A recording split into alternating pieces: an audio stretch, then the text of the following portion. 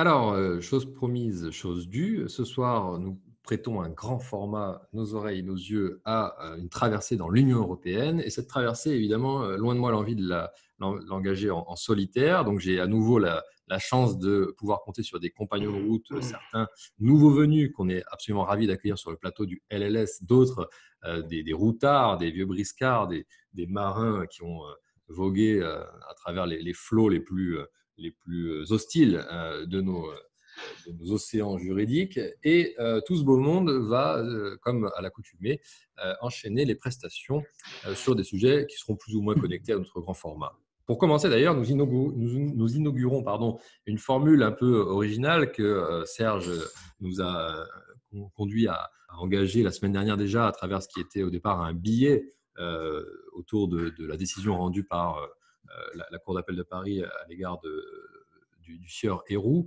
avec la participation de deux avocats. Là, pour ce soir, c'est dans le même esprit que donc nous allons d'abord donner la parole pour un moment combat par et pour le droit à nos invités qui sont tous deux praticiens à leur manière. Enfin, l'un peut-être un peu plus que l'autre, Arié Halimi et Bastien Lequerec, que je vais laisser se présenter rapidement pour nous dire un petit peu de quoi il sera question, sous le patronage également de Serge. Arié, peut-être en deux mots, s'il te plaît, et encore merci d'avoir répondu présent. Merci de l'invitation. Je suis avocat au barreau de Paris.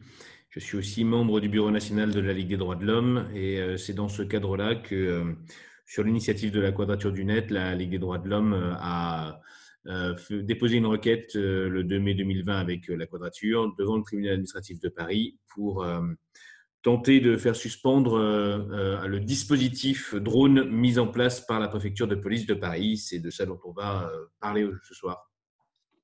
Merci. Et Bastien, de ton côté, tu porteras la voix d'une autre association. Oui, donc moi je suis Bastien Lequerec, membre de la Quadrature du Net, et plus particulièrement du groupe contentieux de l'association. Et donc à ce titre, j'ai participé avec d'autres membres de l'association à la rédaction du recours sur les drones en référé liberté. Merci. Et donc, Serge fera une petite introduction sur ce sujet qu'il a eu l'occasion également d'aborder de près. Oui, tout à fait. Comme tu l'as dit, c'est dans le prolongement de ce qu'on a fait la semaine dernière sur la décision de la Cour d'appel de Lyon, Héroux, avec Zia Ouloumi et Sabrina Goldman. Je me suis dit, on pourrait s'installer dans cette rubrique combat par ou combat pour le droit. Et avec Bastien et Arié, c'est idéal pour introduire cette nouvelle rubrique, si tu veux bien que je m'installe définitivement ou durablement dans ton émission. Ah, mais de toute façon, ce n'est pas une chasse gardée. Plus on est de fous, plus on rit. L'essentiel, c'est voilà, d'être animé de cette folie du droit. On va voir si elle est partagée pour ce grand format ensuite par nos autres invités nouveaux venus. Alors, comme l'idée, c'était de consacrer ce grand format à un droit de l'Union européenne en crise ou en période de crise, on verra quel est leur sentiment. J'ai d'abord évidemment été très tenté de sonder l'avis d'un spécialiste de ces questions à l'aune de la dispute qui semble avoir opposé la CJUE au tribunal constitutionnel allemand de Karlsruhe.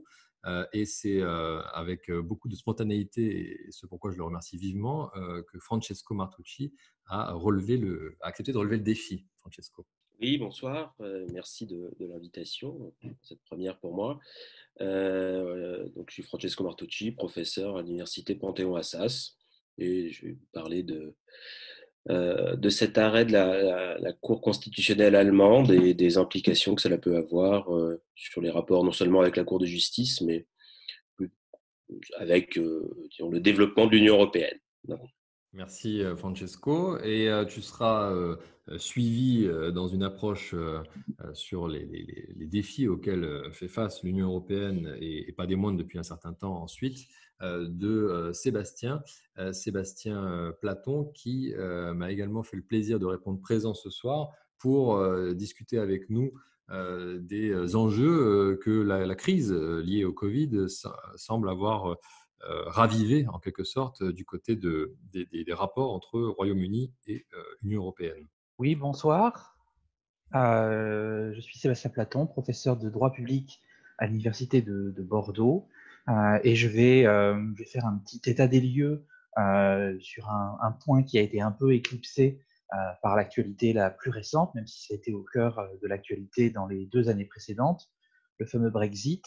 Et donc, je vais faire un petit point sur l'avancée des négociations entre l'Union européenne et le Royaume-Uni et essayer d'esquisser quelques perspectives sur ce qui pourrait arriver en réalité dans les mois qui viennent pour préfigurer les années qui viennent. Merci beaucoup Sébastien. Nous aurons également un invité, alors pas surprise, c'est pas le genre de la maison, mais en tout cas qui en toile de fond viendra ajouter sa petite brique, si je puis dire, sur les éléments que l'inviteront à donner les interventions de Francesco et Sébastien. Il est enseignant comme nous autres, mais également, enfin la plupart d'entre nous en tout cas, mais également praticien du côté de Luxembourg. Donc, il connaît bien les questions sur lesquelles on parlera et nous donnera sous pseudonyme de Dab son opinion qu'il partagera évidemment volontiers avec celles et ceux qui voudront y aller de leur propre analyse. Ceci étant dit, fait, envisagé, labouré, nous sortirons un peu du cadre de l'Union européenne pour envisager ensuite des regards croisés sur ce droit du déconfinement auquel nous devons nous habituer encore pour quelques temps. D'abord avec, de manière tout à fait originale, on inaugure des nouveaux formats dans cette émission qui continuent d'évoluer au fur et à mesure de l'inspiration des uns et des autres. Et ce soir, c'est avec grand plaisir que le plateau du Late Low Show va accueillir son premier combat. Un combat qui, en ces temps où on nous promet des duels d'anthologie comme celui qui va bientôt opposer Mike Tyson à notre cher ancien boxeur Holyfield, font qu'on rêve d'assister à des joutes oratoires ou physiques. Là, ce sera uniquement verbal et dans la bonne humeur, que deux Jean-Baptiste vont s'opposer sur un sujet proprement national, même si beaucoup de législations le connaissent, celui de savoir s'il est encore nécessaire de maintenir un jury au sein des cours criminelles, comme on les appelle depuis qu'elles sont expérimentées sans la présence de ce jury. Et ce duel, donc, il mêlera tout d'abord Jean-Baptiste Thierry, face à moi, ici à l'écran, et ensuite Jean-Baptiste Perrier, qui lui devrait nous rejoindre en cours de route. Jean-Baptiste, tu vas prendre une position arrêtée pour le duel avec JB Perrier, qui n'est pas encore arrivé, donc c'est forcément moi qui aura raison. On parlera d'une espèce en voie de disparition, les jurés populaires. Et donc oui, je te demandais, tu prendras position plutôt pour une conservation ou une disparition de cette espèce menacée ? Évidemment, une conservation, il faut toujours protéger ce qui est en voie de disparition.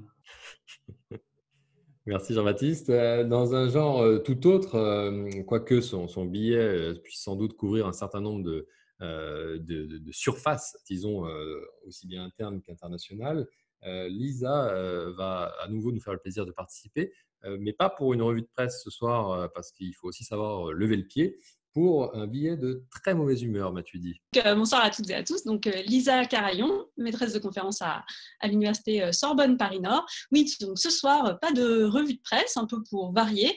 Un billet de très mauvaise humeur, mais aussi sans aucun rapport avec la question de l'état d'urgence sanitaire, histoire de sortir un peu de cette indignation-là, mais sans doute pour rentrer dans une autre.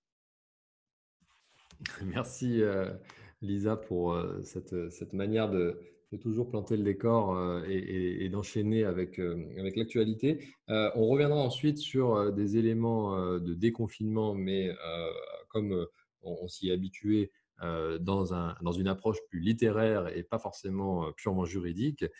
Mais ce soir, il y aura un lien sans doute assez facile à tisser avec toi, Jean-Baptiste. Oui, histoire de remettre une couche, comme j'ai raté celui de la semaine dernière, le late show de la semaine dernière. Tu m'as gentiment proposé de faire double couche pour rattraper tout le retard de la semaine dernière. Oui, c'est vrai que quand même, je trouvais qu'il ne fallait pas laisser passer ça trop souvent. Donc voilà, je suis ravi que tu aies regagné le rang. Et on terminera avec, le quiz juridique du soir, qui sera évidemment, vous le devinez, placé sous le signe de l'Union européenne et que j'ai monté avec la complicité du DAB. Voilà, tout est dit. On n'a plus qu'à partir sur l'enchaînement des interventions. Et je vais donner la parole à Arié, Bastien et Serge.